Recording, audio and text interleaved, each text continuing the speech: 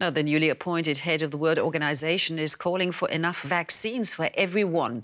Ngozi Okonjo-Iweala has warned against vaccine nationalism that would slow progress in ending the Covid-19 pandemic and could erode economic growth for all countries, rich and poor.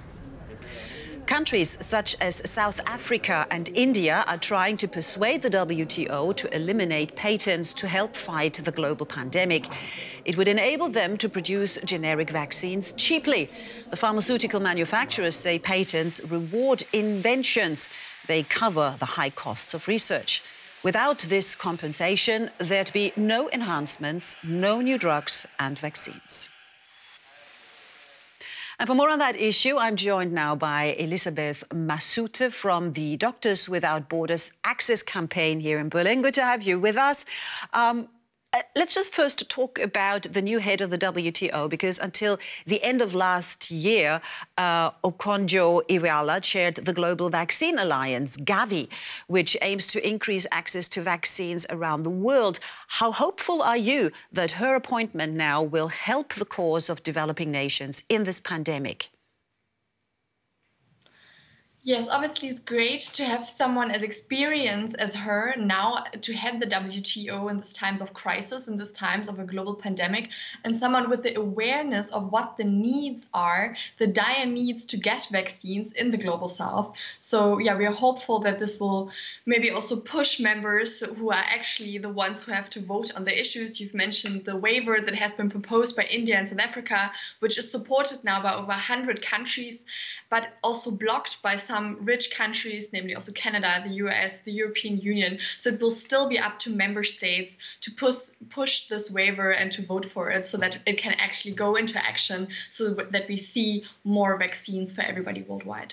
So, I mean, you just mentioned, India and South Africa put forward a quite interesting proposal. They want to produce generic drugs and vaccine, of course, to fight Covid-19, rather than wait for the more costly and scarce original drugs. What are those stumbling blocks? Why are nations not supporting it? We, as Doctors Without Borders, have seen now for 20 years that, intellectual property rights, such as patents, for example, can be barriers to access. So we've seen this in the past, and it is happening again now in the pandemic. So as you said, the waiver doesn't only include vaccines, it also includes drugs and also includes testing, so diagnostics, but also personal protective equipment or ventilators. So this would be something to break barriers all around to access, and also affordable access. And yeah, in a time of scarcity and where we have a few companies who are struggling to supply the global demand like we've never seen before. So it's natural that not only a few countries can supply this vast demand as soon as possible. Of course, you mentioned also affordability. Developing a new drug is costly. There's a lot of research and development. Pharma companies, rightly so, expect to be paid for their services. So who's going to foot the bill if everybody did agree to basically say, all right, let's make this vaccine, which is the most much sought after right now, let's make it available for everyone now? Well, as we've seen last year, massive amounts of public money have been invested in the research and development of these vaccines. So it's actually also the public that has been footing this bill. And it is, I would disagree when somebody says patents are the only driver for innovation. It is also public investment. It is also other incentives that should go into this consideration. And the companies already have secured contracts, as we've seen with the European Union, with the US and so forth. So what we would have liked to see is that if these massive amounts of public money have been invested, there should have been strings attached to this money to say, yes, the public will push the funding, but there needs to be strings attached on transparency. So how expensive is this drug actually, or this vaccine? How much did the company invest in it? How much of that did the public pay for it? And will there be strings attached for affordable pricing and also for technology transfer? Maybe like we've seen now in this time of a global pandemic, shouldn't there be strings attached for technology sharing, that we say in a case like this, okay, the public has funded this, now we also need the companies to transfer the technology. That all sounds very logical, but it also sounds very time-consuming. And I think time is of the essence. Everybody wants the vaccine as fast as possible, but even developed nations like the European Union are struggling to get enough vaccines. How do you convince everyone to share the little we have?